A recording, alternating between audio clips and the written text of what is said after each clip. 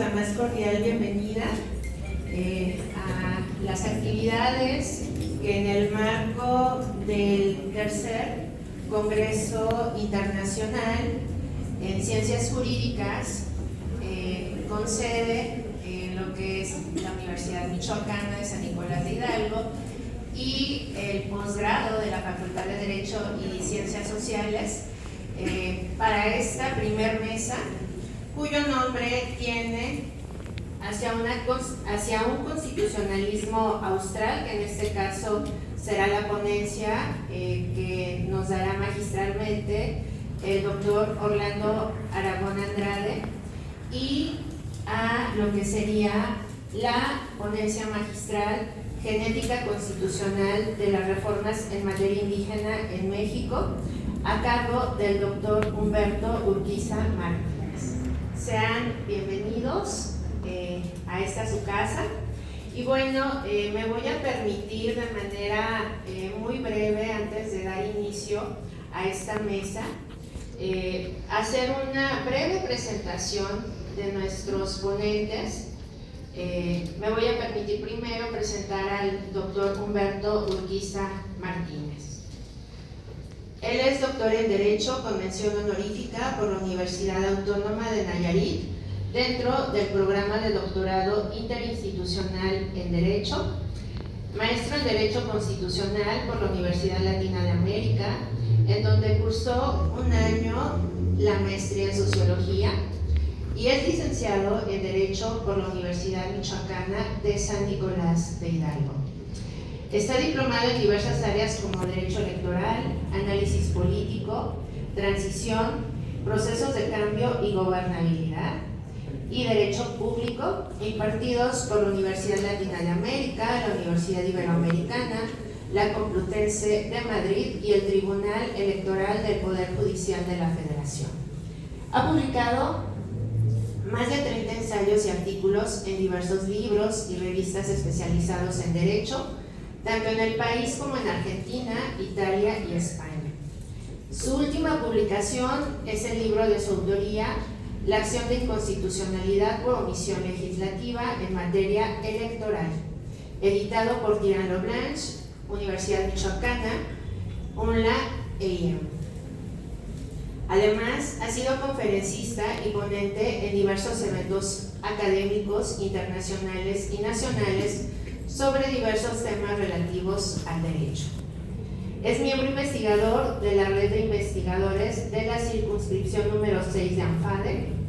Además, es catedrático de diversas materias como Derecho Constitucional, Derecho Municipal, Sociología del Derecho, Derecho Electoral, entre otras.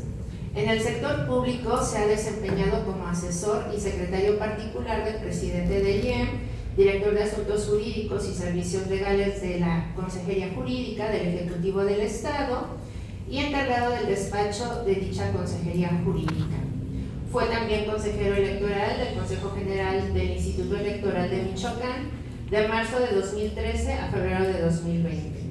Y actualmente es académico y subsecretario de Enlace Legislativo y Asuntos Registrales de la Secretaría de Gobierno del Gobierno del Estado de Michoacán y coordinador de la maestría en Derecho Electoral en la División de Estudios de Posgrado de la Facultad de Derecho y Ciencias Sociales de la Universidad Michoacán. Vamos a darle un aplauso, por favor.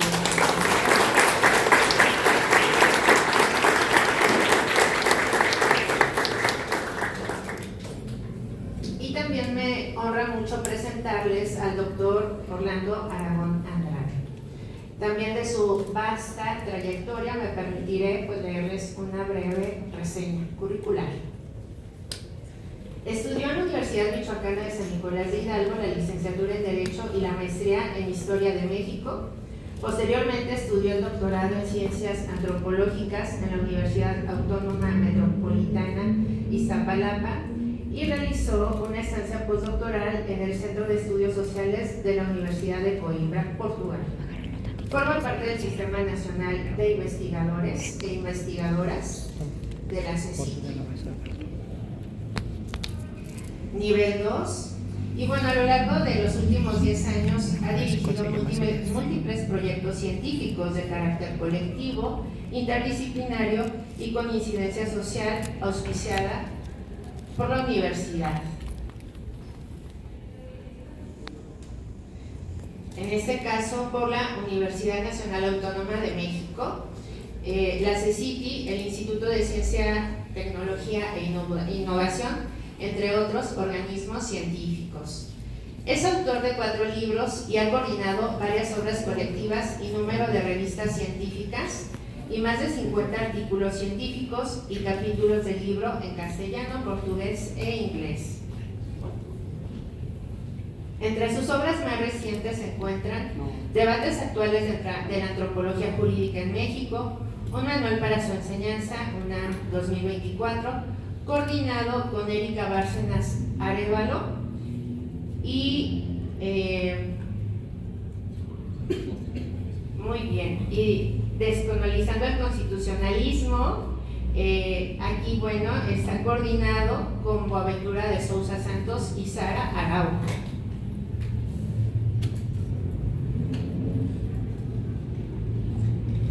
En un entrelazamiento profundo con su trabajo académico, ha acompañado gratuitamente en asesoría legal y política a más de 30 comunidades de los pueblos originarios de Michoacán, Morelos y Chiapas, principalmente en la defensa y reconocimiento de sus derechos colectivos de autonomía, autogobierno y consulta previa.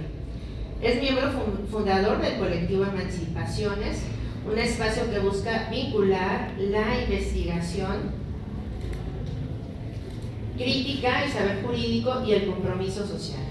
Fue distinguido con la presea Constitución de 1814 por el Congreso del Estado de Michoacán de Ocampo en el marco de la conmemoración del aniversario de la sanción del Decreto Constitucional para la Libertad de la América Mexicana. Bienvenido, doctor. Le brindamos, por favor, un aplauso.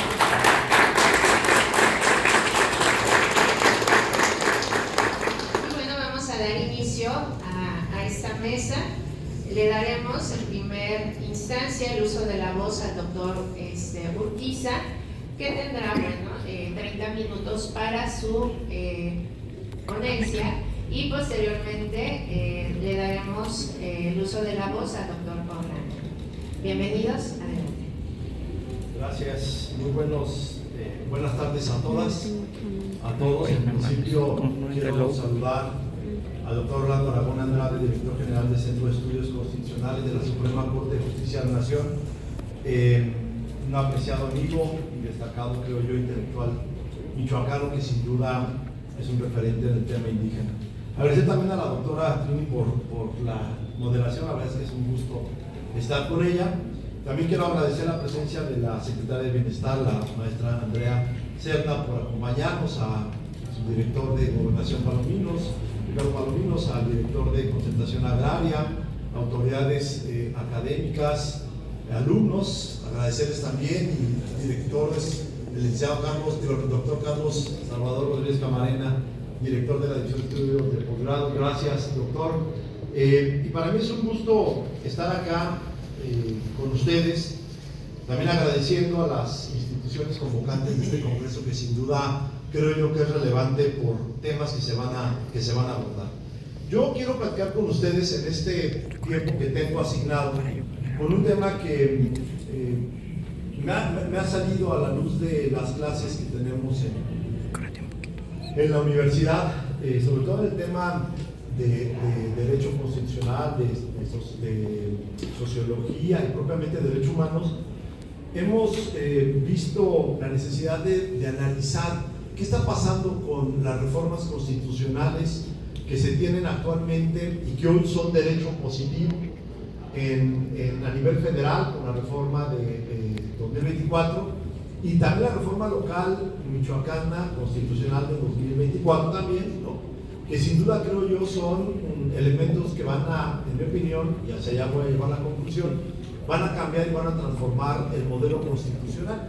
Para poder para poder comentar esto, analicé o planteé la idea de hacer una revisión histórica de las constituciones mexicanas a la luz de el reconocimiento de los derechos de las comunidades indígenas y de la realidad indígena, ¿no?, frente a un concepto que es fundamental como el de autogobierno, que es un concepto que hoy prácticamente está posicionado no solamente en la realidad social, sino también en la realidad constitucional.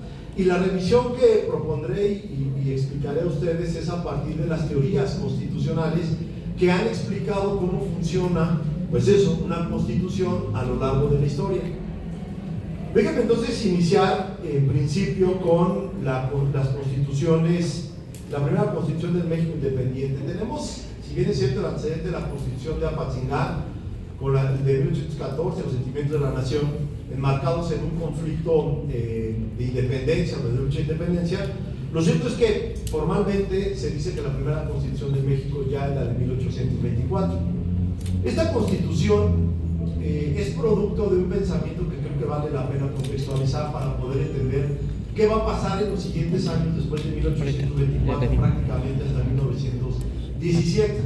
Y es que la construcción del Estado mexicano para 1821, cuando en alguna medida la independencia logra concretarse, viene una construcción del Estado mexicano como un país, déjame decirlo así, como una nación, para concretar un modelo que se conoce como el Estado de Derecho, un modelo que va a reconocer dos partes sustantivas. Primero, la división de poderes como un elemento sustantivo para hablar del control del poder y evitar los abusos del poder. Y segundo, en segundo lugar, el reconocimiento de los derechos humanos o, digamos, derechos individuales, en aquel momento llamados garantías individuales.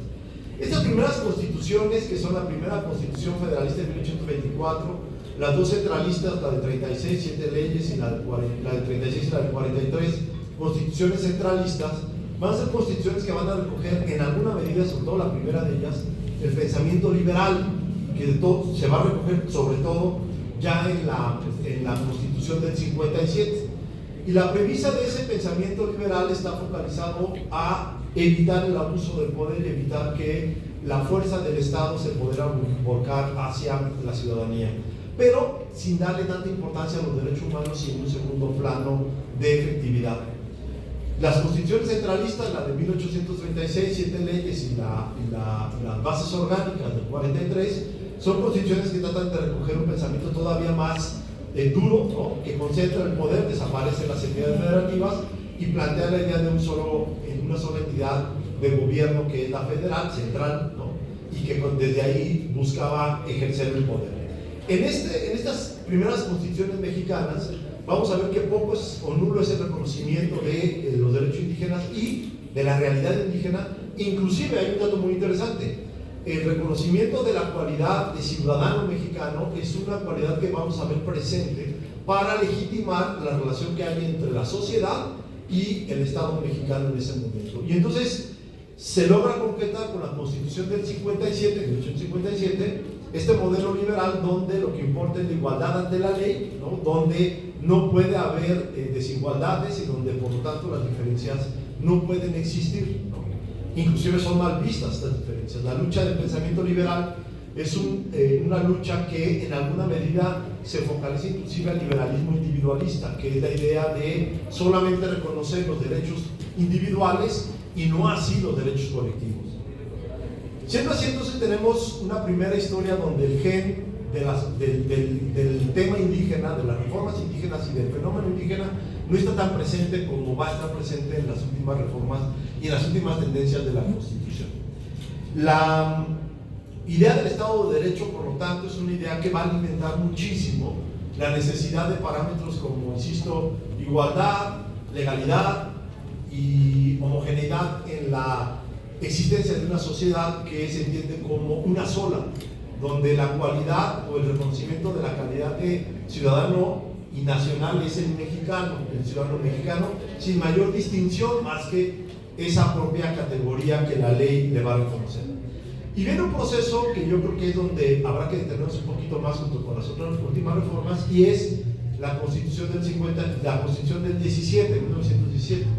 Ustedes saben que la Constitución del 17 es una constitución que recoge todo el fenómeno de la Revolución Mexicana, que principalmente tiene dos sectores muy importantes: el obrero y el campesino.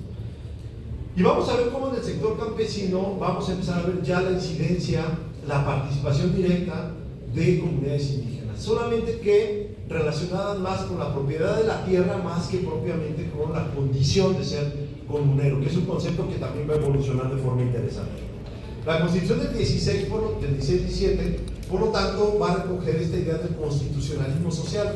Es la evolución de las primeras constituciones liberales, que son las dos, la del 24, las dos centralistas y la del 57, que es liberal, la separación de la Iglesia y el Estado, ¿se acuerdan? Como uno de los elementos más importantes de esa Constitución del 57, y viene una transformación, una evolución del constitucionalismo y una nueva mirada de las constituciones y de la Constitución. ¿Y cuál es esa nueva mirada?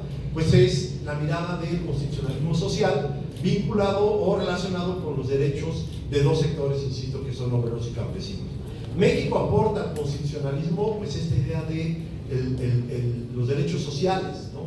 Así como va a aportar también el amparo con la Constitución de Yucatán de 1841. Lo cierto es que vamos a tener en la Constitución del 17 una nueva realidad constitucional, y en esa realidad ya empieza a participar y a verse visibles y a visibilizarse las comunidades indígenas con esta idea de ser campesinos, ¿no? Y entonces viene un proceso de la revolución que camina con la reforma a la Constitución, pero también con la primera ley agraria, que reconoce pues eso, ¿no? La condición de los ejidos como un núcleo que va a reconocer a los campesinos, a los ejidatarios, muchos o algunos de ellos partes de una cultura indígena, pero desconocidos como tal. Entonces la Constitución va a reconocer este derecho agrario, pero no va a reconocer todavía esta realidad de las comunidades indígenas, y por lo tanto no va a tener el impacto que va a tener las reformas del 24 y unas previas. Pero ya se abre un camino muy interesante a la visibilidad constitucional de los pueblos y comunidades indígenas. Tenemos entonces en la Constitución del 16-17 ya un primer gen más claro, más cercano de esto que yo llamo el constitucionalismo indígena, ¿no? Y es la idea de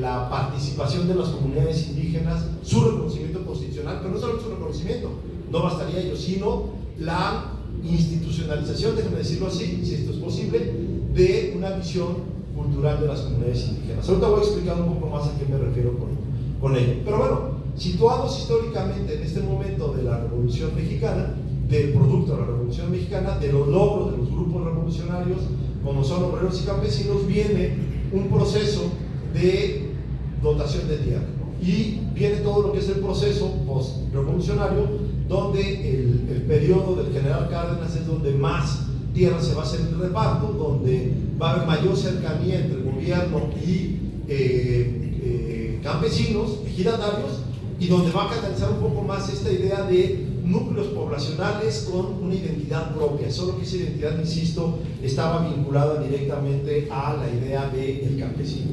Pero se logran cosas importantes. ¿Cuáles son esos logros? Pues los logros evidentemente están en empezar a visibilizar un espacio social que al tiempo se va a convertir en esto que llamamos las comunidades indígenas.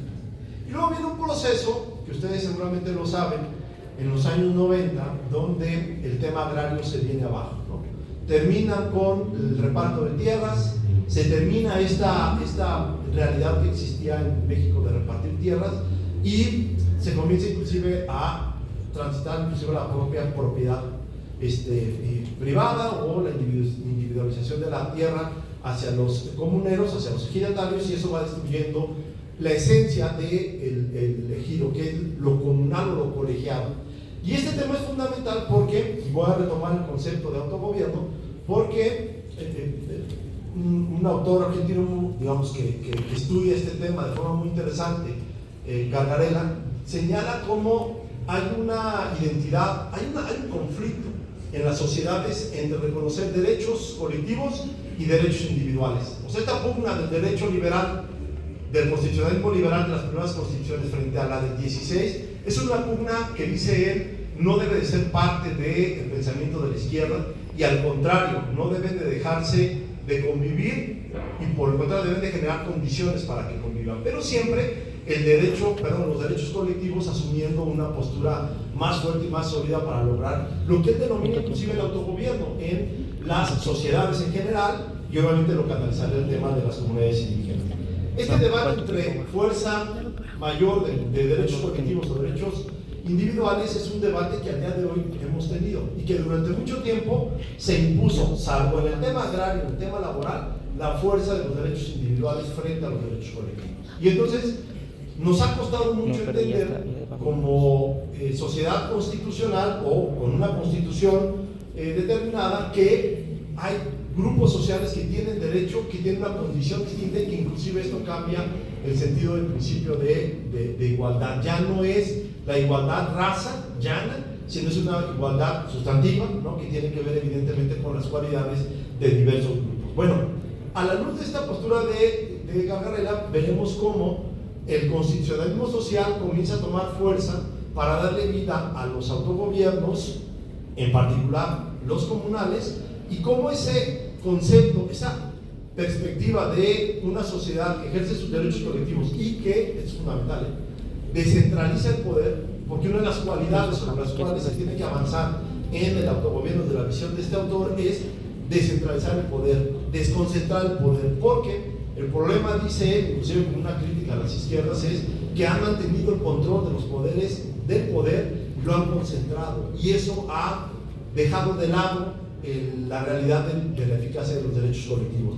Y creo yo que con el concepto de autogobierno que nosotros vamos a retomar constitucionalmente hablando con el fenómeno Cherán, luego el fenómeno de Pichátaro y subsecuente 49 comunidades que hoy están en autogobierno, pues están retomando esos dos elementos fundamentales: el tema de los derechos colectivos comunales, digamos, culturales, y el tema de la desconcentración del poder, que quizás es lo que más ha dolido en el sistema político mexicano, el sistema jurídico, y quizás es de las transformaciones más importantes que se tiene actualmente con la idea del cuarto orden de gobierno como un espacio de poder político, pero desde una visión netamente cultural. Ante ello, entonces, tenemos que llegan las reformas de 2001 hacia acá, hasta 2024, y donde viene una tendencia a cambiar o a un cambio constitucional importante. ¿Por qué? Porque estas reformas al artículo 2 de la Constitución Federal y a las subsecuentes del Estado de Michoacán, de su artículo 3, que reconoce los derechos de pueblos y comunidades indígenas, nos van a situar en la idea de un cambio importante, de un constitucionalismo social a un constitucionalismo popular y a la llegada, diría yo, de este constitucionalismo indígena del que hago referencia. Bueno, este ciclo de reformas desde el 2001 creo que va a tener momentos clave. En la reforma del 2011, en tema de derechos humanos, que sin duda asumen un refuerzo en la fuerza normativa de los derechos humanos y en particular de los derechos colectivos. ¿Por qué? Porque no solamente reconocer como fuente constitucional los derechos humanos, sino también la fuente internacional, que es el famoso convenio 169 de la OIT, que permite generar parámetros sobre los cuales debe de construirse todo el andamiaje jurídico en las entidades federativas y obviamente en el Estado mexicano. Y entonces, no es casualidad lo que pasa en Cherán en 2011, porque tiene que ver precisamente con la reforma del artículo 2 y con la llegada de este artículo primero que rompe el paradigma de la fuerza normativa, ¿no? Y ahora es el derecho humano que le da fuerza, no tanto el nivel en el cual esté situado este derecho humano. Y si hablamos de derechos colectivos de las comunidades indígenas, entonces vamos a tener que el 169, por ejemplo, el convenio va a tener más fuerza que una norma nacional, en tanto reconoce derechos humanos en mejor forma que lo puede hacer la norma estatal.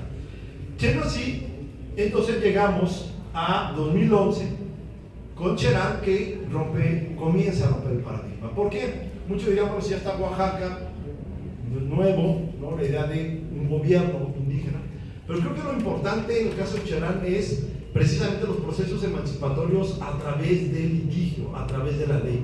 Y aunque dice Gargarella, bueno, no es el mejor condición el tema de la lucha jurídica en tribunales y focalizar todo hacia los derechos humanos, lo cierto es que Cherán logra, a través de una sentencia, transformar mucho de lo que es el Estado mexicano y reconoce el Tribunal Electoral, que se asume como un órgano garante del derecho comunal, se asume como el que va a generar las condiciones para respetar el derecho de Cherán. Y ese derecho se convierte en algo no menor, es la posibilidad de elegir a su propia autoridad con usos y costumbres, pero también implícitamente es tener su propia autoridad comunal, desterrar al ayuntamiento en términos del 115 y construir algo propiamente de la comunidad. Y entonces cambia el sistema político, cambia la forma en cómo se elige la autoridad, asambleas, cambia la denominación de la autoridad, no es ayuntamiento, es consejo mayor, y cambia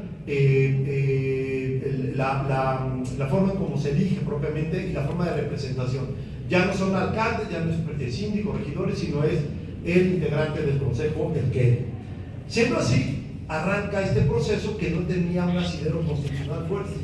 Y viene entonces una lucha de aproximadamente 5 o 6 comunidades que entre 2016 a 2020 logran ganar en tribunales el reconocimiento del derecho al autogobierno y de acceso al presupuesto directo, pero a nivel inframunicipal, o sea, tenencias y encargaturas del orden. Se queda lo municipal al nivel de Cherán y empieza un proceso inframunicipal de reconocimiento de derechos de los pueblos y comunidades indígenas en tenencias. Y ellos empiezan a acceder, por lo tanto, al presupuesto directo, a sus propios modelos de desarrollo.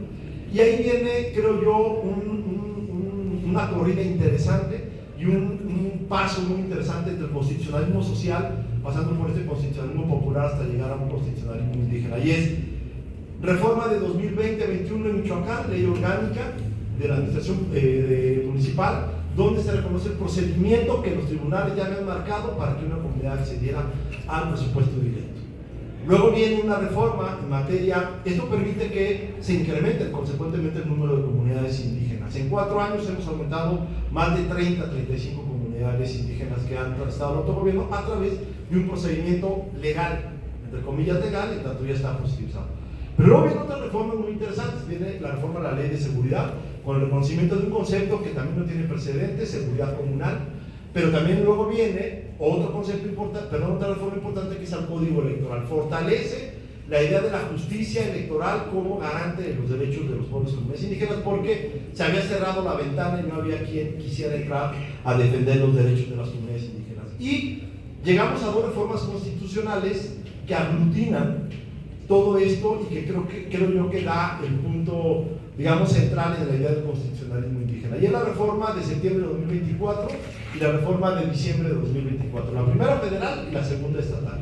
La primera, un elemento fundamental, plantea un sinnúmero de avances importantes a nivel constitucional, de la Constitución del 16 a la del 24, y reconoce en el artículo segundo 2 elementos que me parecen son muy importantes. Hay muchos, pero comento rápido 2.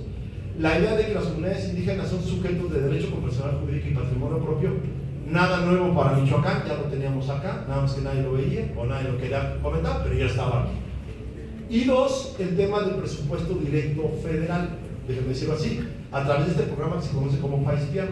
Y eso no es más que el reconocimiento de lo que Michoacán hizo durante 2011 a la fecha y que logró tener un reconocimiento a nivel nacional. Y entonces nos vamos a la reforma local, que en mi opinión tiene mayor impacto en esta transformación constitucional, porque además de reconocer 22 derechos en favor de las comunidades indígenas, reconoce algunas partes que en mi opinión vale la pena comentar, y con eso voy a tratar de ir cerrando. Primero, reconoce la idea de el autogobierno como un derecho, ligado con el reconocimiento ya que se tenía de las comunidades como sujetos de derecho público, con personalidad jurídica y patrimonio propio. Se constitucionaliza eso que se hizo en el 2020-21 y luego con el Código Electoral. Luego se reconoce un elemento fundamental en términos culturales, por eso creo que es un constitucionalismo indígena. Se reconoce que las asambleas son la máxima autoridad de la comunidad y por lo tanto son las que decidirán. No será un partido, no será una autoridad institucional, sino será propiamente la comunidad la que decidirá qué es lo que se hace en cada una de sus decisiones. Tercer concepto que se incorpora a la Constitución y que no es menor es lo que les decía de la ley de seguridad, que es el tema de seguridad comunal. Pues no solamente es el tema de seguridad pública, que en términos del artículo 21 de la Constitución es una función de la Federación de Estados y Municipios. No solamente la posibilidad de una seguridad auxiliar o de una seguridad privada, o como dicen algunos, seguridad ciudadana, sino ahora es una seguridad de la comunidad. Y esto no es menor, no es simplemente un cambio de nombre. Es un cambio de cómo visualizar la seguridad, porque la Asamblea determina quién es quien va a realizar la función de seguridad sin importar edad, calidad o tipología física o de otra índole. Simplemente es la confianza que hay en comuneros de aceptar esta categoría. Y entonces se reconoce la idea de la Asamblea Comunal como un elemento sustantivo. La idea del comunero va vinculado con el tema de la Asamblea, porque yo se los decía, la reforma agraria marcó los derechos del campesinado, bien, y muchos de ese campesinado era de comunidades indígenas. Ahora con esta reforma se reconoce a el comunero que efectivamente sigue labrando el campo, sigue trabajando la tierra, sigue siendo un campesino, pero ahora con un elemento cultural que es este concepto de comunero. Y eso transforma también el sentido de la identidad entre la Constitución y las comunidades indígenas en particular, cómo se les reconoce. Está el tema de la faena como un mecanismo de aportación, diríamos los abogados fiscal, ¿no?, en especie y no en dinero, que también se constitucionaliza.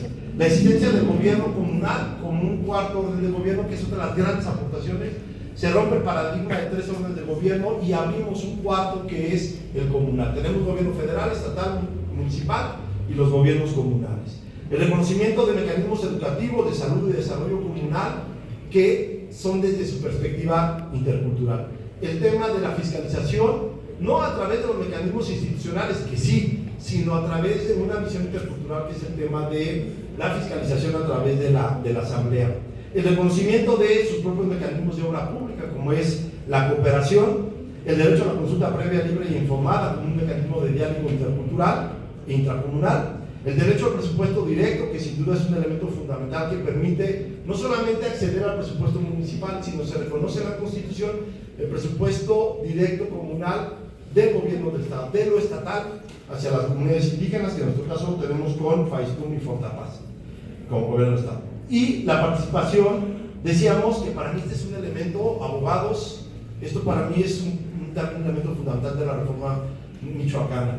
Se reconoció como parte del constituyente permanente, o sea, de que puede reformar la Constitución, a las comunidades de autogobierno. Entonces son partícipes en la reforma de la Constitución. Ya no solamente son los ayuntamientos y el Congreso, sino también no son las comunidades indígenas. Y con estas aportaciones y otras tantas, creo que podríamos llegar claramente a identificar que el caso michoacano, junto con la reforma del 2024 a nivel federal, están construyendo esta idea de un constitucionalismo indígena. Y yo espero que este sea solamente el inicio de una transformación constitucional que verdaderamente arrope ya una visión indígena y que rompa con los paradigmas que históricamente ha construido el derecho constitucional, con la visión liberal, en alguna medida la visión, digamos, social, pero que hoy ha trascendido a estos dos.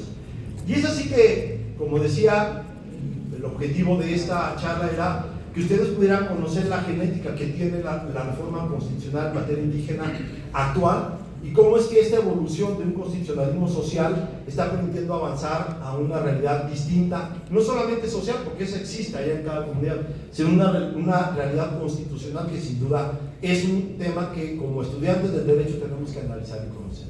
Yo con esto termino mi participación, reiterando el agradecimiento por la invitación y en espera de que lo que se comentó haya sido de su utilidad. Gracias.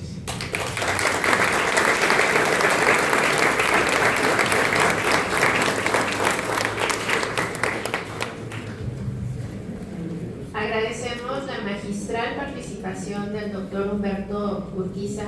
Sin duda, esta mesa de autonomía y gobierno, y particularmente las temáticas que se están abordando, sobre todo para este perfil que ustedes como operadores, como estudiantes de Derecho, pues tenemos que estar actualizados, y qué más que con estos temas tan vigentes, tan pertinentes, y en el cual Michoacán pues tiene mucho que aportar. En ese sentido, pues vamos a continuar con nuestra siguiente ponencia. Y bueno, la temática, como les había adelantado, es hacia un constitucionalismo austral. La verdad es un gusto y un honor que contemos con la presencia del doctor Orlando, quien bueno, es el director, recordemos, del Centro de Estudios Constitucionales y Saberes Jurídicos de la Suprema Corte de Justicia de la Nación. Bienvenido, doctor. Adelante. Buenas tardes. Es un gusto, compañeras y compañeros, pues estar el día de hoy aquí compartiendo mesa con ahora la doctora Trinidad. Ya fue mi alumna, teníamos mucho tiempo que no la veía, fue mi alumna en la maestría, a pesar de mucho tiempo, ya es una académica destacada. Me da mucho gusto poder estar aquí con ella después de ya varios años de haber coincidido, ¿no?, en la carrera profesional. Obviamente del doctor Urquiza, a quien pues tengo una larga amistad con él, un reconocimiento profesional. Una cosa que él lo dice, o lo dijo ahora que estuvo comentando sobre su intervención, es que pues él también ha sido un actor importante en todo ese desarrollo constitucional, ¿no? Y creo que eso le da también a su testimonio una valía distinta. No estamos hablando de una cosa de la que nos contaron o de la que estudiamos en libros, sino que también de un proceso, una serie de procesos en la que desde su responsabilidad institucional le tocó promover y creer y apoyar varios de esas luchas, ¿no? Y eso creo que es una cuestión siempre importante. También me da muchísimo gusto estar aquí. Ya hacía 15 años, 14 años que no estaba aquí en este salón, el Centro Cultural Universitario. Ya se me está confundiendo con mi actual trabajo. Hace un buen tiempo que no estaba aquí en la Universidad Michoacana, y me da muchísimo gusto ver a exalumnos también por acá, amigos, amigas, colegas, profesores, que también les agradezco que se hayan dado una vuelta. Ya varios, con algunos años más, hay colegas trabajadores que hacía mucho tiempo que no veía. Y bueno, pues recordar este paso que tuvimos también por la Universidad Michoacana, pues siempre es muy, muy importante, porque yo pienso que lo que estuvimos trabajando hace ¿cuántos años? Ya 20 y tantos años aquí en la universidad, pues es el germen. La Facultad de Derecho y el Posgrado de Derecho es el germen de lo que hoy se está proyectando en la Suprema Corte de Justicia, especialmente en el Centro de Estudios Constitucionales y ahora también Saberes Jurídicos. Para los que son jóvenes, porque hay muchos jóvenes, hace 20 y tantos años estuvimos con varios colegas, alumnos, ahora ya académicos destacados, trabajando en una visión nueva, renovando un programa de posgrado que en ese momento se sigue llamando Derecho y Humanidades, ¿no? Creo que todavía se sigue llamando así, y que justamente teníamos un poco la esperanza, la visión de renovar los estudios jurídicos desde una perspectiva crítica, ¿no?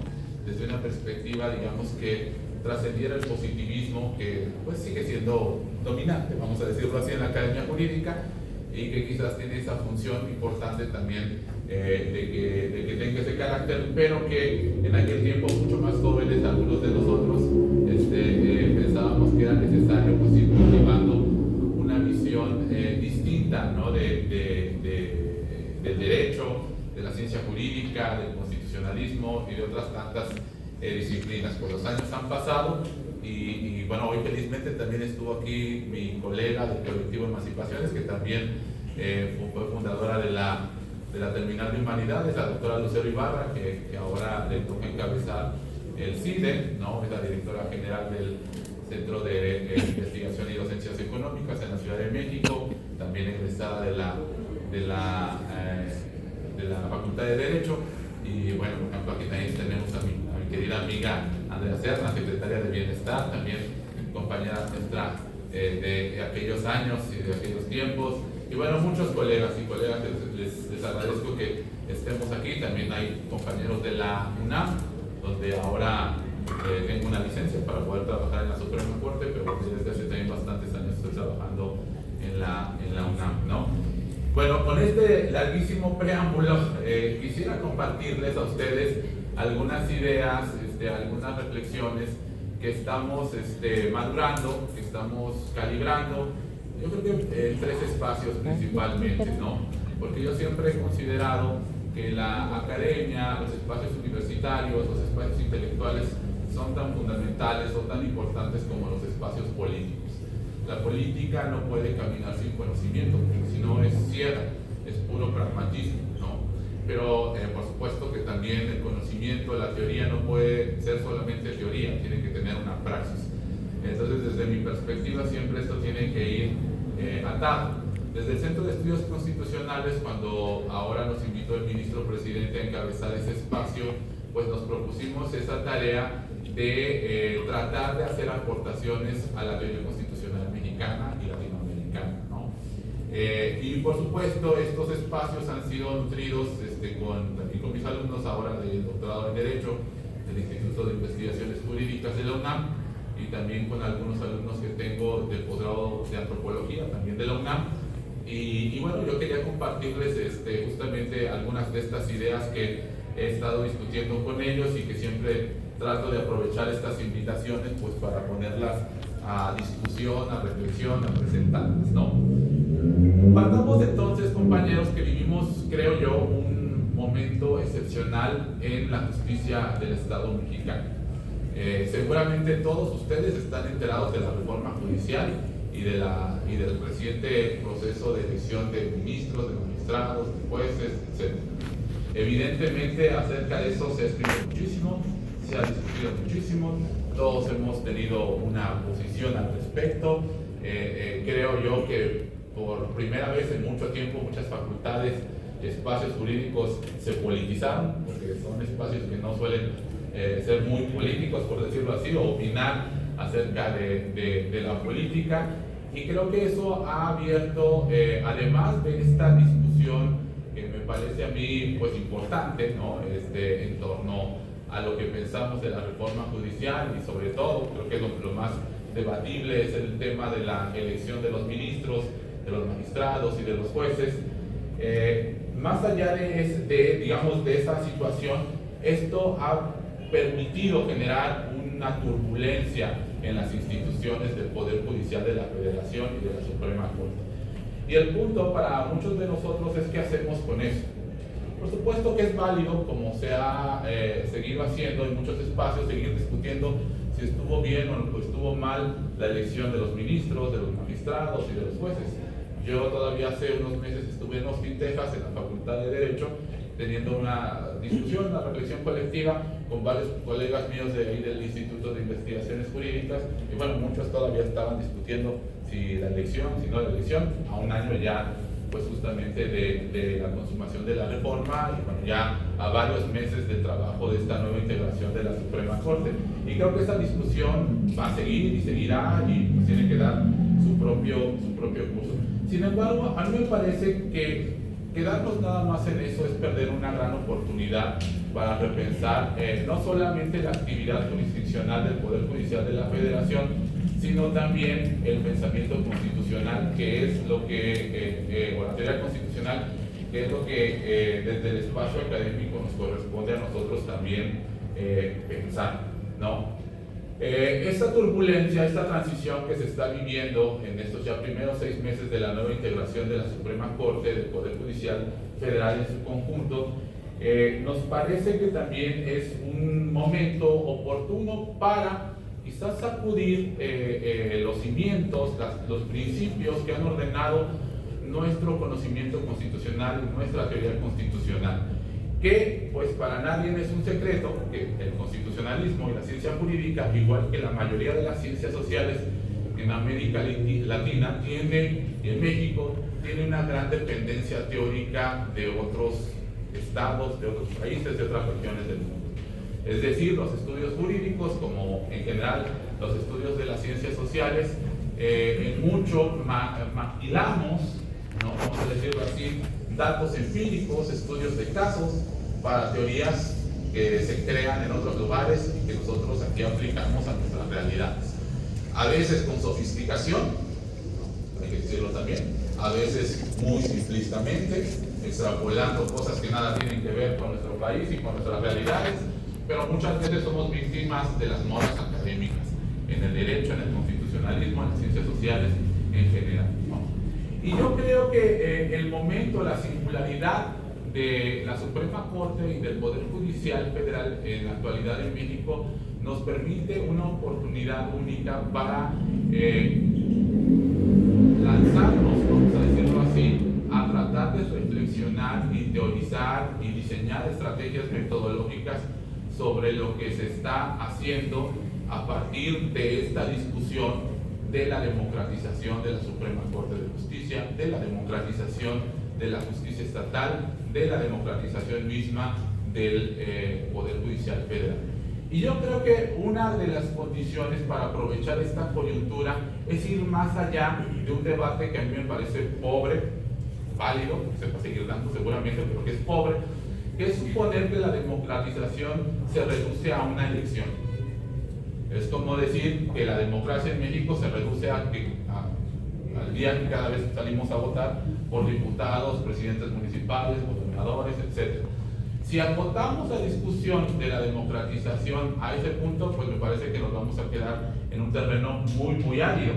En cambio, creo yo que la situación, nuestra coyuntura actual nos permite profundizar esta reflexión a espacios en donde podemos también aportar a la teoría constitucional y al conocimiento constitucional, no solamente de México, no solamente de América Latina, sino en, digamos, un alcance global, por decirlo de alguna forma.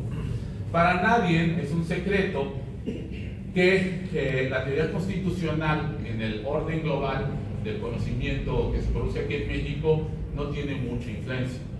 No solamente la de México, sino la de América Latina en su conjunto, ¿no? Recién la Universidad de Oxford justamente publicaba una obra que se llamaba El pasado, el presente y el futuro del constitucionalismo, ¿no? Y nos imaginaremos, es un texto en inglés, y bueno, la Universidad de Oxford es una de las universidades más importantes del mundo. Las menciones que tiene para América Latina solamente son dos, es decir, estamos invisibilizados. Es como si América Latina no produciera conocimiento constitucional. Por supuesto, quizás en nuestras aulas no pensemos lo mismo, porque nuestra mirada es desde dentro, pero si ya hacemos un zoom y nos colocamos a los aportes que el constitucionalismo mexicano y latinoamericano ha hecho a la teoría constitucional en términos generales, pues vamos a encontrar que tenemos un lugar muy marginal. Y una de las respuestas a esa situación es que en general nos la pasamos aplicando conceptos, categorías y teorías que se producen en Italia, que se producen en España, que se producen en Estados Unidos y un sinnúmero de lugares. Y eso, por supuesto, no se trata de estigmatizar o de decir que todo eso no sirve. Sirve y sirve mucho. Lo que ocurre es que muchas veces lo aplicamos de manera irracional, lo aplicamos sin el contexto ni los cuidados debidos. Y también muchas veces eso inhibe la imaginación de los juristas en nuestras regiones de también atrevernos a proponer herramientas analíticas, perspectivas de análisis, etc. Entonces, la coyuntura que vivimos en México nos parece a nosotros muy propicia para pensar o hacer aportaciones a esta discusión más global, y que solamente por la singularidad de los tiempos que vivimos, México se coloca, desde mi perspectiva, en un momento en el cual pues justamente podemos trabajar en esa dirección.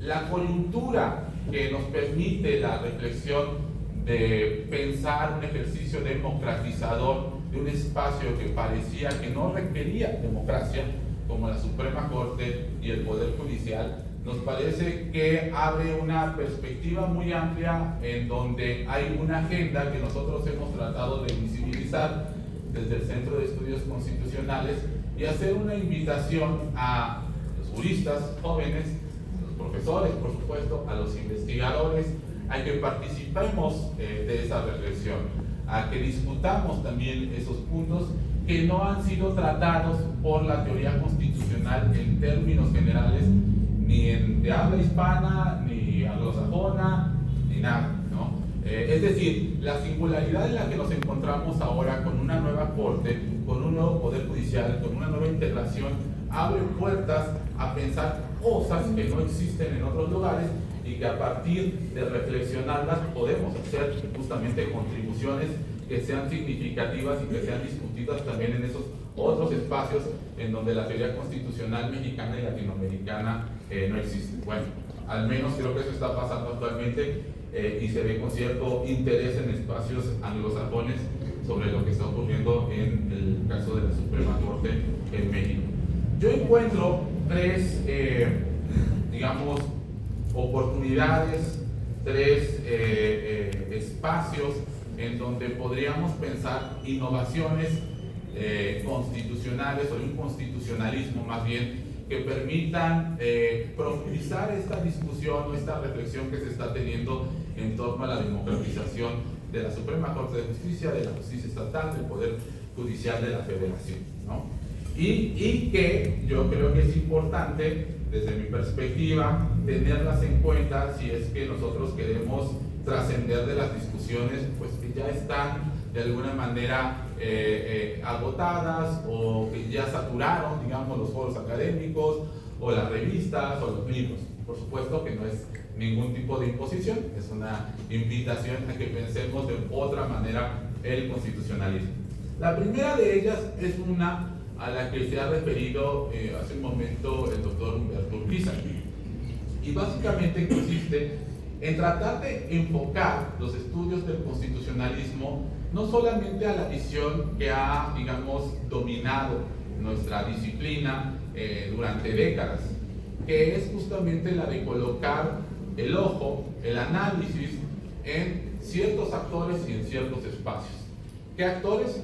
Los ministros y los jueces, los magistrados, los abogados, los tribunales, ¿no? Las comisiones, las cortes, etc. Ese es el espacio que hemos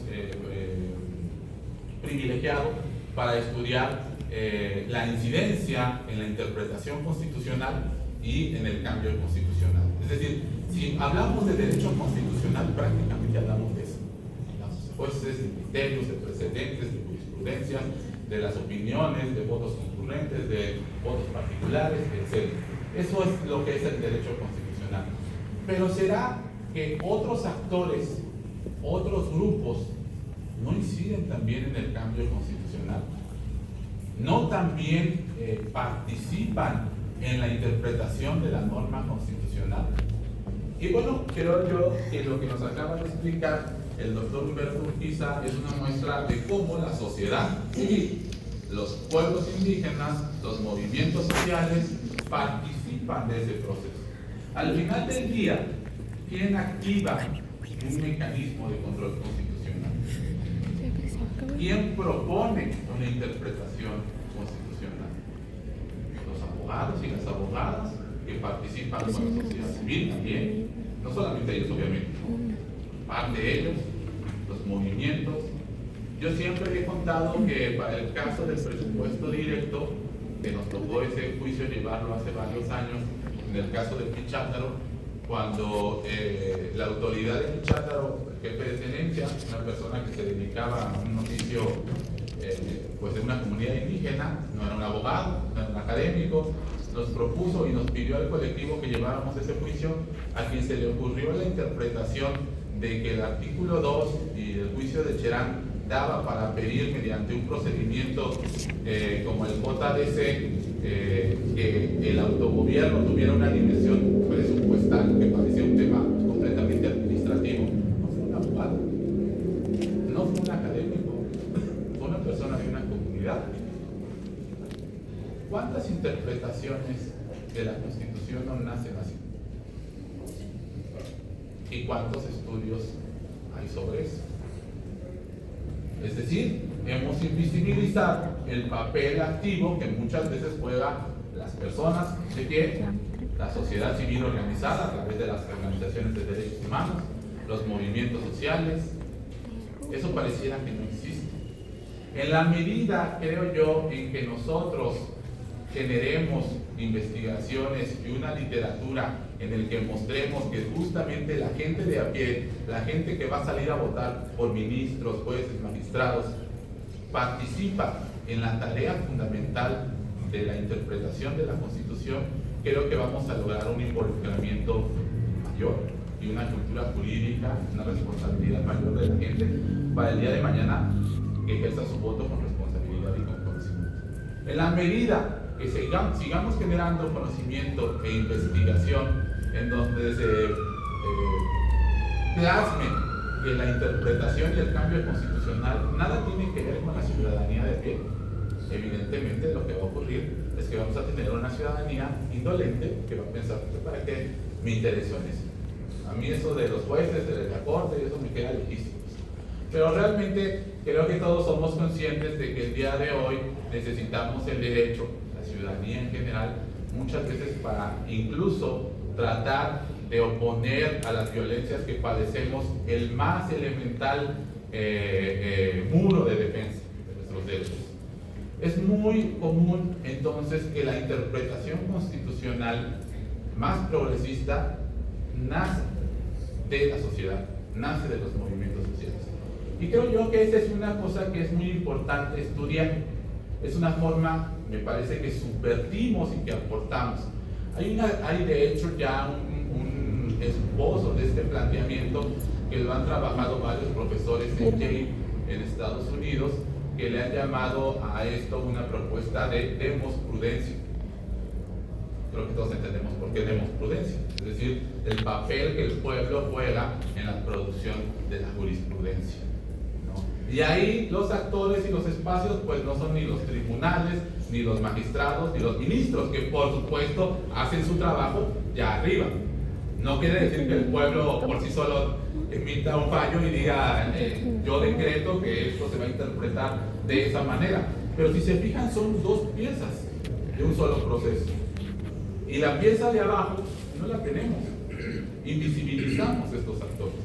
Y yo creo que eso incide mucho en que la gente de pie diga, ¿pero para qué me interesa? ¿Para qué me va a generar interés participar en qué es la Corte? ¿Cómo funciona la justicia federal? ¿Cómo yo puedo incidir en eso? ¿No? Es decir, creo que en la medida en la que se subvierta esto, vamos a poder generar también una ciudadanía mucho más consciente. Aquí lo que quiero hacer notar es cómo está entrelazado la investigación constitucional, la investigación jurídica con la transformación social. No son la teoría no es solamente rol, puede tener justamente espacios de intersección. El tercer punto es una cuestión que creo yo también se ha trabajado en algunas corrientes como el constitucionalismo popular.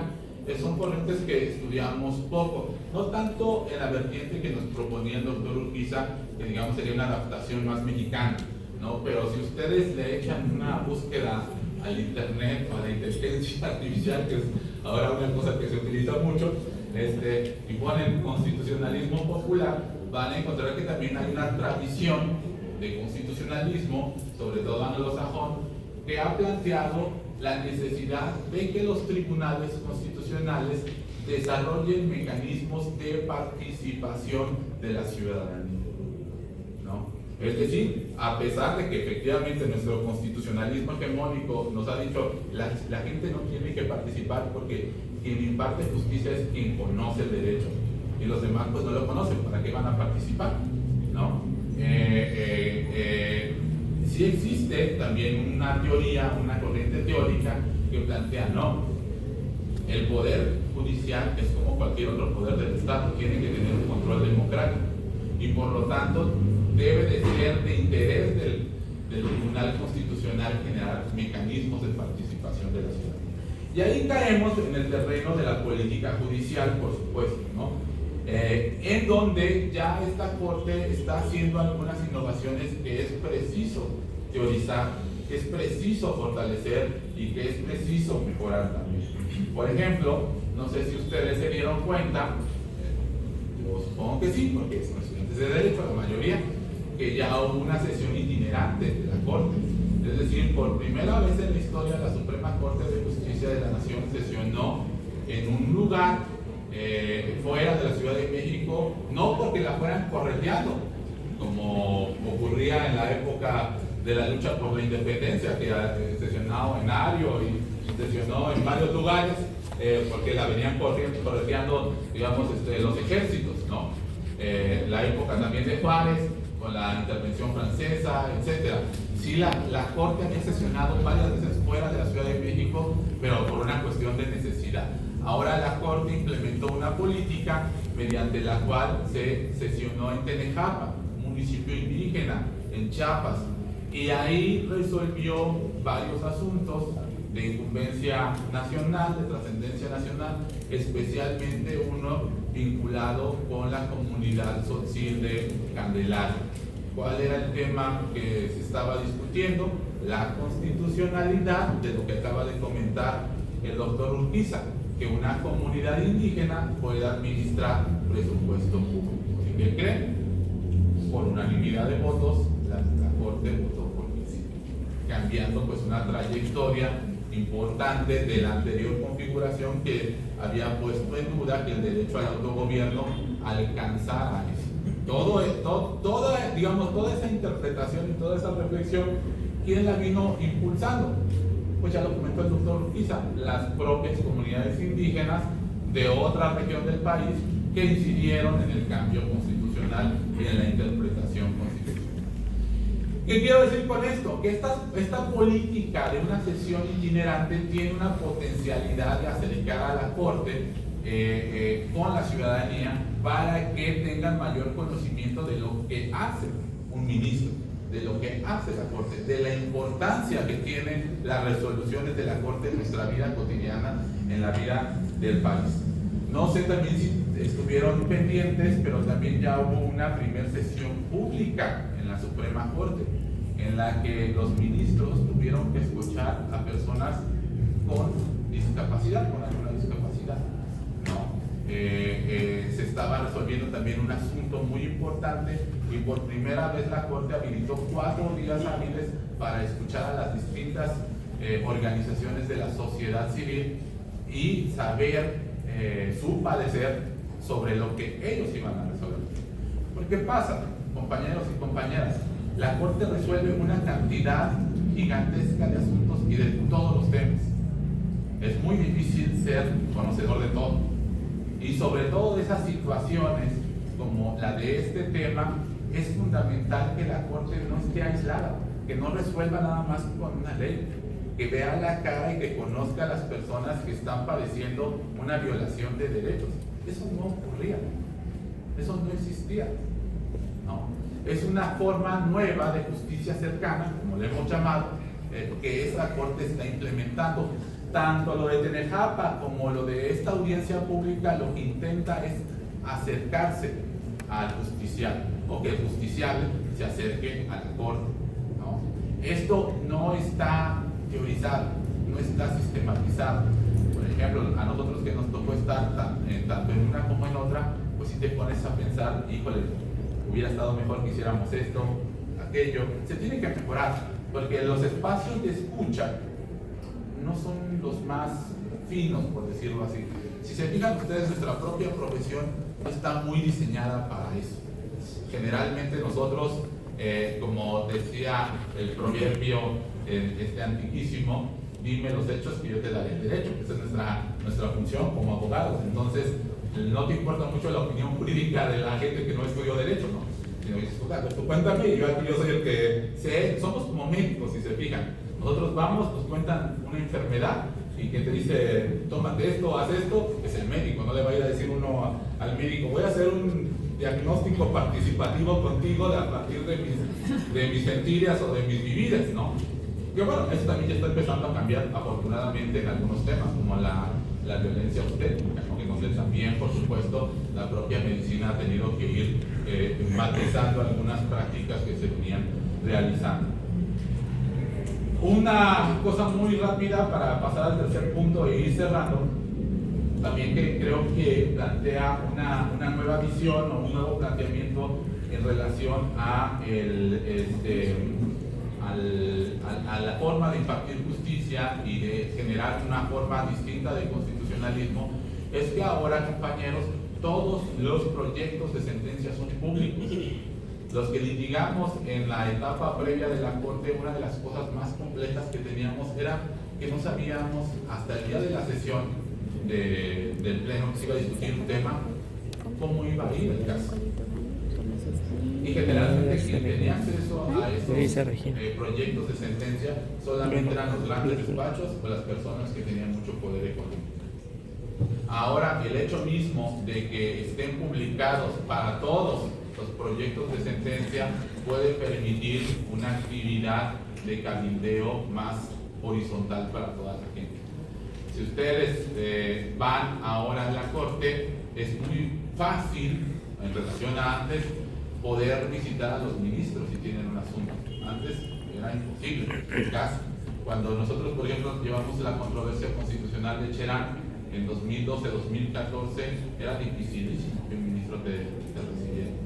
Claro, no era lo mismo con el presidente municipal, no era lo mismo con los diputados, con los gobernadores, pero como representante o acompañante de un actor, como una comunidad indígena, como un colectivo, como un grupo subalternizado, pues era muy complejo que tuvieras esa atención, ¿no?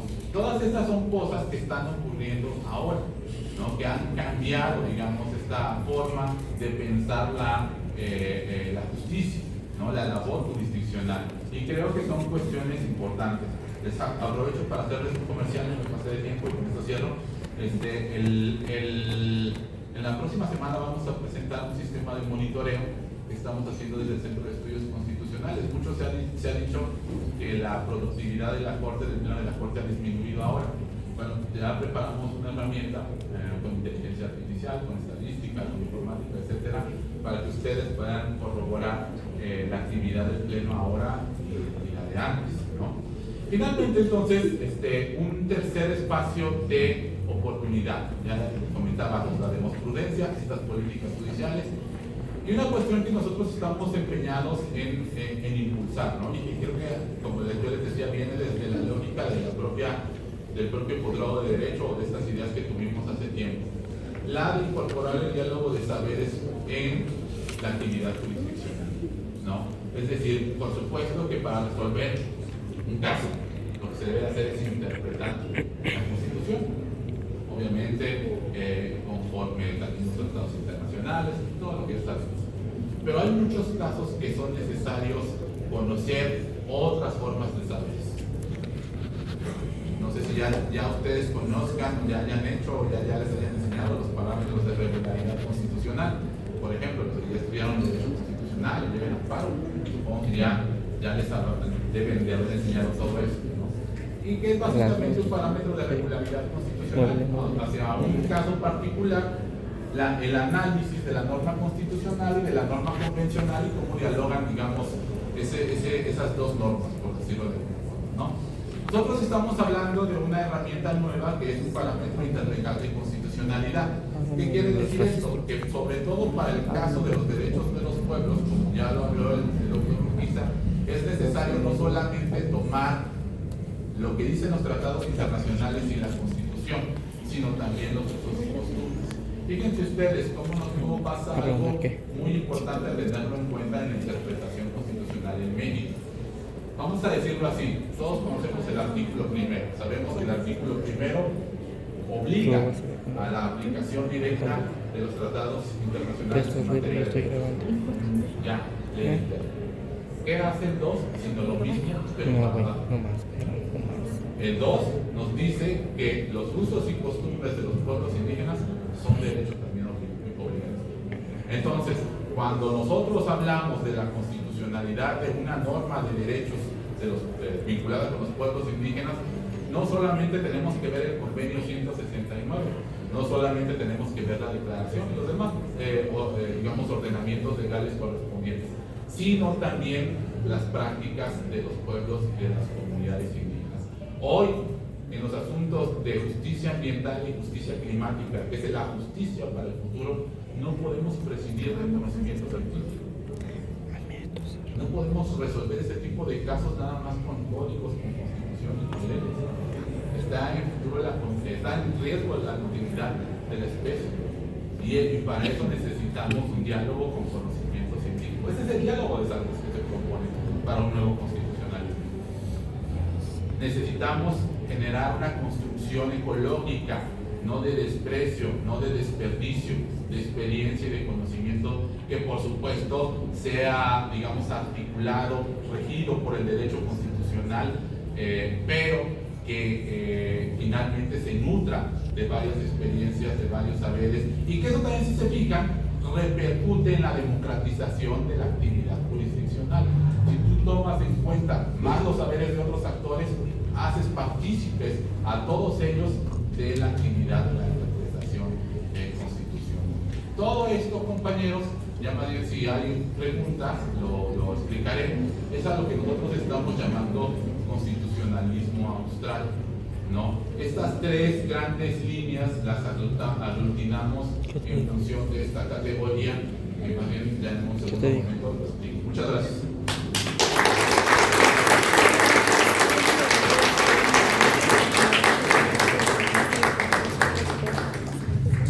Agradecemos la conferencia magistral del doctor Orlando, sin duda pues nos deja y nos invita a grandes reflexiones, ¿no? Tanto como investigadores, como docentes, y claro, quienes están ahorita pues en esta importante etapa, llamémosle formativa, pero también en un momento histórico importante para México, ¿no? Desde la visión del constitucionalismo, como lo hemos visto, y sobre todo desde este cambio de paradigma. La reflexión que nos hace es justamente que el derecho pues no es exclusivo de los saberes del jurista, ¿no? Sino que el derecho es interdisciplinario, y tenemos que repensar el papel que actualmente pues estamos desarrollando en esta materia, ¿no? Entonces, pues muy interesante. Vamos, si me permiten ahora, a dar pues oportunidad a quienes quieran hacer algunas preguntas a nuestros panelistas. Adelante. Gracias, buenas tardes, José Padilla Alegre, para nuestro PISA. En esta ruta crítica, en este bien hacer del constitucionalismo, preguntarle, maestro, la participación de las comunidades de hecho, o solamente estamos con las del derecho, pensando en que ese es un problema de la academia. No sé si pueda. Sí, adelante. Bueno, decirle al doctor Aragón que en el nuevo programa de la Facultad de Derecho tenemos en el 9º semestre una materia que se llama Temas Jurídicos Selectos del Mundo Occidental. Y ahí su servidor toca el tema del constitucionalismo regional. Pero lo importante es que hoy hay en la Corte, en el Centro de Estudios Constitucionales, alguien que entiende ese aspecto. Y que yo creo que la academia se va a nutrir con eso. Serían mis participaciones. Gracias por la pregunta, doctor. Ser muy puntual, a ver, sin duda, cuando hablamos de los derechos de las comunidades indígenas, hablamos de todas. De hecho, si ustedes se fijan, esta idea de la comunidad indígena, todas como sujetos de derecho, pues no lo restringe solamente a algunas en particular, sino que es un concepto para todas aquellas que se suman como tal. De ahí ha habido una tendencia a que algunas comunidades deciden ir por el autogobierno y ejercerlo de forma directa. ¿Qué pasa con las que no? Pues evidentemente mantienen una relación de trabajo, quizás de dependencia con los ayuntamientos, que es la forma que se tiene institucionalmente hablando para poder atender sus necesidades. Creo en lo personal que ese modelo de ayuntamiento es un modelo ya arcaico, que necesitamos cambiar el modelo municipal, es un tema que creo que se tiene que reflexionar. Pero bueno, en particular, comunidades que están en gobierno con los ayuntamientos, el ayuntamiento tiene que asumir su responsabilidad para con ellos y generar mecanismos de atención a través de su perspectiva intercultural. Pero claro que están, digamos, abiertas todas las comunidades a este trabajo y a esta línea de trabajo. El problema es que los ayuntamientos, y de ahí surge en gran medida el tema del autogobierno, han cerrado las puertas a cualquier tipo de atención. pero el objetivo sería lo que pasa a nivel federal. Por ejemplo, a nivel federal tenemos que todas las comunidades, todas sin excepción, en Michoacán fueron 363 que recibieron FAISPIAM. De ellas, algunas eran autogobiernos, pero la mayoría no son. Entonces, hay una idea de que sean todos y estamos trabajando, por eso decía que este es un primer paso para llegar a un constitucionalismo indígena que realmente trascienda todos estos modelos que tenemos de instituciones mestizas, criollas, que evidentemente no, hoy ya están totalmente, en mi opinión, rebasadas, como es el caso del municipio.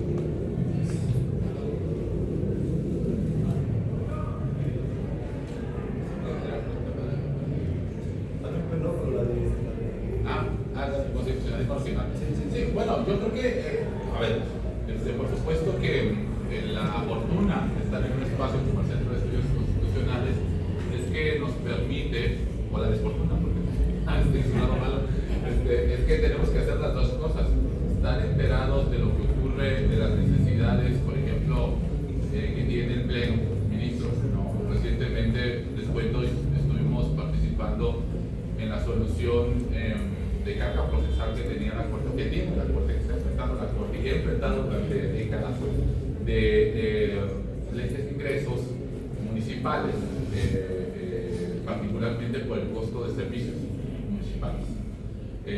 Muchos de estos costos que se aprueban en leyes terminan en la Corte por acción de inconstitucionalidad, porque los costos de una fotocopia, del agua, de algunos servicios que prestan los municipios son altísimos y no tienen una justificación. Entonces era un tema, bueno, sigue siendo, pero ya se está revirtiendo, cómo se posicionaba el Pleno, ante las salas también, de la Corte frente a estas leyes. Es decir, cuál es un elemento objetivo que te permita decir una fotocopia a 60 pesos no es adecuado o vulnera derechos sí, está fuera pues entonces tuvimos que desarrollar ahí con nuestro equipo una fórmula matemática de costos reales que tiene una digamos variabilidad de varios elementos, desde las zonas económicas de cada estado, de cada municipio, la densidad poblacional, los servicios, etcétera, que ya calculan, ¿no?, cuál es el costo real del servicio en cada municipio y te da un parámetro de lo máximo, ¿no?, que pudiera costar, por ejemplo, una fotocopia y lo mínimo. Y entonces ahora la Corte está tratando de resolver a partir de que si está dentro de ese rango, vale, si no, para abajo. La idea es que nosotros resolvamos ese tema porque ocupa mucho del tiempo del Pleno. Y entonces, en lugar de dedicar a asuntos de otra naturaleza, se lo tienen que dedicar a eso, que además ya se hizo un vicio, ¿no? Porque los ordenamientos de estas leyes saben que las van a declarar inconstitucionales, pero por la carga de trabajo el Pleno lo hace ya en octubre o en noviembre, cuando ya cobran prácticamente todo el año con esa cuota abusiva. Entonces se tiene que poner una solución a esto para que al año siguiente ya no se emita leyes iguales, ¿no?, porque se había convertido ya en una trampa. Entonces, el trabajar en esas dos vertientes nos obliga justamente a resolver problemas que nosotros aquí necesitamos, desarrollar conocimiento, pero también estar al pendiente de lo que se está haciendo en otros tribunales constitucionales. Ahora, justamente ayer estuve ahí cenando con el presidente de la Comisión Interamericana de Derechos Humanos. Bueno, ya no es el presidente el doctor José Luis Caballero, ¿no? Y platicábamos justamente de la crisis que tiene ahora el sistema interamericano por el momento actual. ¿Qué está pasando con el constitucionalismo regional en la era de Trump? ¿No? En la era en la que está siendo atacado y cuestionado los derechos humanos. Entonces tenemos que estar en esas dos pistas. Y creo que es un lugar pues muy interesante, muy estimulante para nosotros y para nosotros hay que seguir trabajando. ¿Alguna otra pregunta? Adelante. Voy a poner de pie para que se... Buenas tardes. Primero, antes que todo, agradecerles por sus servicios magistrales, Humberto. Sin embargo, mi opinión o mi duda va más hacia lo que propuso el doctor Humberto. Cuando estaba escuchando el desarrollo de su plática, recordaba un texto que leímos por ahí en el 2014 titulado Ensoñaciones del nacionalismo mexicano. Si no mal recuerdo, Ricardo Rafael, no les llamo el dato del autor, pero me vino a la memoria porque el autor introduce primero la idea de un acontecimiento que se da en Estados Unidos de una tribu de los Pieles Rojas que tramita precisamente ante su Corte Suprema el hecho de ser reconocidos como esas. Al final ahí en el texto dice que no les dan esa oportunidad de ser reconocidos de esa manera o de manera diferente. Pero me viene a la memoria por la parte de todo lo que el Estado genera con la intención de crear ese nacionalismo mexicano, ¿no?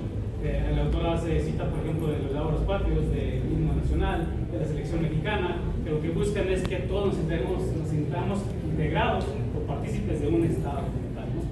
Y ya lo decía alguna vez en una clase el doctor Héctor Chávez, decía, ¿por qué el hablar o llamar igual a los desiguales? Desde ese punto de vista pareciera un tema un tanto cuanto autoritario, ¿no? Llamar igual a los desiguales, lo digo por lo que usted menciona ahorita de todas las comunidades indígenas que existen, ¿no? en nuestro país. Interesantes estos dos los conocimientos que nos trae la memoria. Sin embargo, en cuanto a, para allá va mi segunda duda, desde este punto de vista, Bótica, ¿qué ocurriría jurídicamente hablando con esta visión actual de Estado y también cómo afectaría esto al convenio de colaboración fiscal que tenemos? Si en determinado momento, se me permita ser hipotético, lleguemos al momento de que todas las comunidades alcancen su autogobierno, que ellas puedan alcanzar también ese alcance a los recursos, ¿qué ocurriría? Encuentras cuánto, gracias. Bueno, a ver, yo creo que este proceso de cambio en el cual se está reconociendo a las comunidades como sujetos para ejecutar recursos, en términos fiscales va a requerir ajustes en muchos sentidos.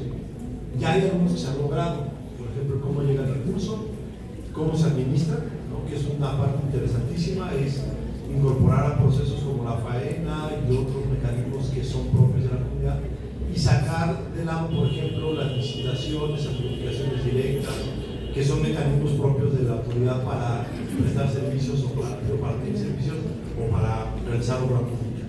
Pero en temas fiscales yo creo que debe haber un cambio, no solamente por este tema, yo creo que en esta idea de que el municipalismo no ha funcionado tiene que ver, entre otras cosas, por la debilidad financiera que tiene el municipio. Y al tiempo lo podría tener también en las comunidades si no se ha evitado, que mi opinión es clave. Los municipios han entrado en una tendencia a perder de vista la importancia o cuidar los temas de corrupción. Y muchos recursos se van o se pierden en procesos administrativos. Por ejemplo, la ganancia que tiene una empresa para hacer una obra es una ganancia normal, está bien, es legítimo, legal, pero se pierde frente a los beneficios que requiere la comunidad. Entonces, si la comunidad la ejerce directamente, ahí tienes el beneficio directo. Todos estos temas tienen que ser readecuados en materia fiscal, inclusive cómo aportas. Hoy tenemos la obligación de aportar en dinero, principalmente en algunas cosas, en algunas veces en especie. Por ejemplo, un artista puede pagar impuestos con su obra, pero se vuelve un algo subjetivo por el costo de la obra, que va a ser variado de quién lo fija. ¿Sí?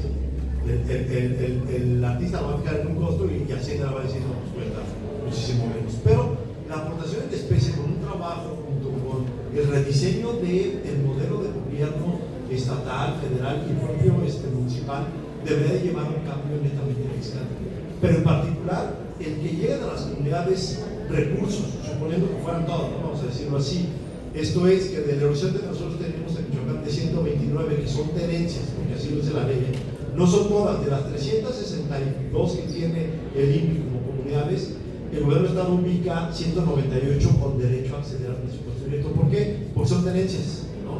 Caricaturas del orden no podrían en cabeceras, y algunas de las 300 y tantas están en estas dos categorías. Entonces, no serían todas, pero suponiendo que sean todas, evidentemente que va a cambiar el modelo administrativo y fiscal, pero creo que no altera la esencia, que es que el recurso llega a quien tiene que ejecutar. Si para eso el gobierno del Estado, el gobierno federal o hasta el municipio debe de cambiar procedimientos, tendrán que hacerlo. Justo eso es lo que me refería cuando hablaba de la necesidad de interiorizar el tema de interculturalidad hacia el tema del derecho administrativo, fiscal, que nosotros conocemos, para darle una cabida más intercultural. Y eso implica quitar dictar procedimientos, cambiarlos, reajustarlos en muchas vertientes, desde que inicias el acto administrativo, lo ejecutas y cómo lo evalúas. Y todo eso tiene que cambiar y debe hacer un cambio jurídico. Entonces, no me preocuparía que fiscalmente todas las comunidades tuvieran recursos. Creo que a final de cuentas, concentrarlo no es para mí la mejor fórmula. Y está claro que la concentración del poder, entonces el poder económico, no ha sacado adelante la realidad que se tiene en México y en Michoacán. Por eso yo creo que el ayuntamiento tiene que ser pensado, el municipio, como un modelo de gobierno distinto ya, porque ya no funciona. Es de las instituciones más viejas que tenemos. Prácticamente llega desde antes del Estado mexicano. Es obvio que está desgastado. Es obvio que tenemos un replanteamiento y ahí es donde yo creo que el tema fiscal va a tener una incidencia. Muchas gracias. ¿Alguna pregunta más? Adelante.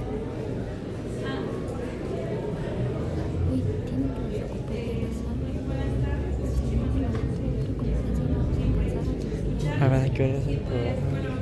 Yo quisiera saber, al menos en Sí, pero fíjate.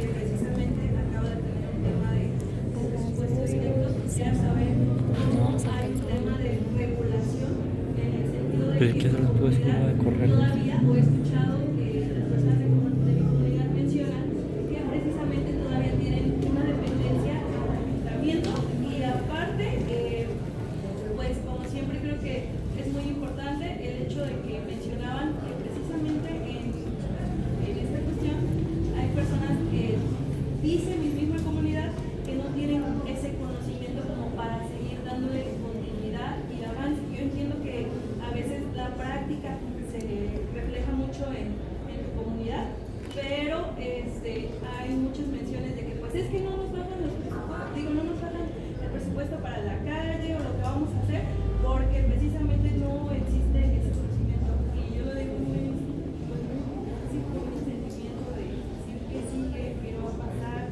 y qué le podemos, cómo podemos hablar, darle continuidad a ello. Gracias. Gracias. Ser muy puntual, a ver. Fíjate qué interesante. Chan lleva creo que 2 años o 1 año en autogobierno más o menos. Y como ayuntamiento llevamos 500. Evidentemente que el proceso cultural que requiere la adecuación de este modelo no será de 2-3 años, será de muchísimo más. Tiene que haber un cambio desde quién ejecuta el recurso, cómo entendemos la ejecución, y eso va a ser un cambio jurídico, pero también un cambio cultural. Y entonces nos llevará tiempo, nos llevará a momentos fáciles, a lo mejor a momentos no tan fáciles en las comunidades, pero es un proceso que, en mi opinión, es cuestión de que se le dé espacio a que cada comunidad pueda asentarse en sus formas de cómo toma decisiones, quienes influyen, sus liderazgos que entiendan que ya no están cercanos al ayuntamiento, el propio ayuntamiento entienda que ya no puede estar entrometiéndose los partidos políticos. O sea, creo que el tema es un cambio cultural que no es fácil y no es de la noche a la mañana, ni mucho menos por decreto. Esto nos lleva a que tengan que pasar generaciones donde, ejerciéndose el presupuesto directo, se mantenga la idea esencial, que creo que ese es el gran reto, de que sea un ejercicio del presupuesto con una perspectiva de la comunidad, pasando todo por la asamblea. Y si eso se mantiene, estoy seguro que al paso de poco tiempo, quizás no mucho, vamos a tener entonces realidades distintas y vamos a quitar del discurso de algunos actores de que las comunidades no pueden administrar su recurso, que es imposible que lo puedan hacer, que no saben cómo, cuando la realidad es que no es así. El sistema de gobierno que tenemos hoy en lo federal, estatal y municipal es altamente burocrático, tecnificado y complejo para quien sea. Y las comunidades han visto que se puede hacer más fácil esto, más lógico y desde una visión que satisfaga sus necesidades comunales, que en mi opinión es la parte esencial. Entonces, yo te diría que pues hay que esperar y trabajar con la comunidad para que en el caso de Ichan y las otras 49 comunidades logren tener éxito, que yo creo que hay algunas que ya han mostrado un avance importante, otras que están encontrando su propia fórmula, pero es el tema, que nadie les va a imponer el cómo, sino que ustedes lo van a construir desde la comunidad. Muchas gracias, doctor. ¿Alguna otra pregunta? Ok. Bueno, aquí voy no voy a hablar como funcionario de la Corte, ¿no? Pero sí como académico y pues un tiempo ya acompañando a los procesos de las comunidades, ¿no? Yo diría, además de lo que plantea el doctor Humberto, que porque ahí incluyen varias cosas. O sea, la organización interna de la comunidad es fundamental, ¿no?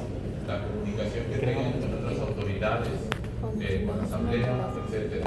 Pero también con otras comunidades que estén caminando por ese mismo proceso, ¿no? Allí en la Cañada, pues también está Carapa, también está Báncito, y cada una de estas experiencias, nosotros es lo que decimos, hay 50 comunidades de autogobierno que ejercen el derecho al autogobierno, pero cada una es distinta, como incluso sus vecinos. Ahora, la situación ahí es que yo creo que en algunas comunidades lo que se ha logrado es una comunicación entre las propias comunidades, autoridades de unas y de otras, y cuando hay dudas son la primera opción. O sea, yo tengo duda de cómo hacer una calle o pavimentar una calle, un proyecto. Yo creo que si tienen una buena comunicación con otras autoridades, es la clave, ¿no? Los pueblos, yo creo que en este proceso lo que han venido desarrollando son mecanismos propios. Miren, yo les he comentado también en algunos otros espacios que, por ejemplo, este asunto que se resolvió ahora en Tenejapa, en Chiapas, de la comunidad de la Candelaria, que es del municipio de San Cristóbal de las Casas, ellos vinieron aquí a Michoacán y vinieron a aprender de las comunidades de Michoacán. O sea, no hay la educación legal, los elementos básicos de cómo entiende una comunidad estos derechos, no necesariamente pasan por mecanismos formales o institucionales, sino de los propios pueblos. Los propios pueblos, y lo sabemos muy bien, tienen sus propias formas de compartir conocimiento y experiencia. Y yo creo que en la medida en la que también esto se vaya asentando en un cambio institucional, ¿no? En donde también, digamos, la arquitectura del Estado de Michoacán y del Estado mexicano vaya teniendo también estos espacios de preparar política pública de manera más transparente, la opción va a ser los propios pueblos, ¿no? Entonces yo creo que eso es una cuestión que sería quizás interesante que las autoridades ahí de Ichan tuvieran comunicación con Báncito, con Carapan o con otras tantas que hay en la región, ¿no? Para pues, sortear esas dudas. Ahí creo que los asesores y sobre todo gente como tú que eres profesionista también juegan un papel muy importante en la asesoría de los procesos comunales. Pero sin cebolla pide la y sin moscas. Con esto terminamos la sesión de preguntas y respuestas. Y bueno, a nombre del comité organizador, queremos agradecer la presencia y la participación de nuestros ponentes magistrales. Sin duda nos llevamos grandes reflexiones.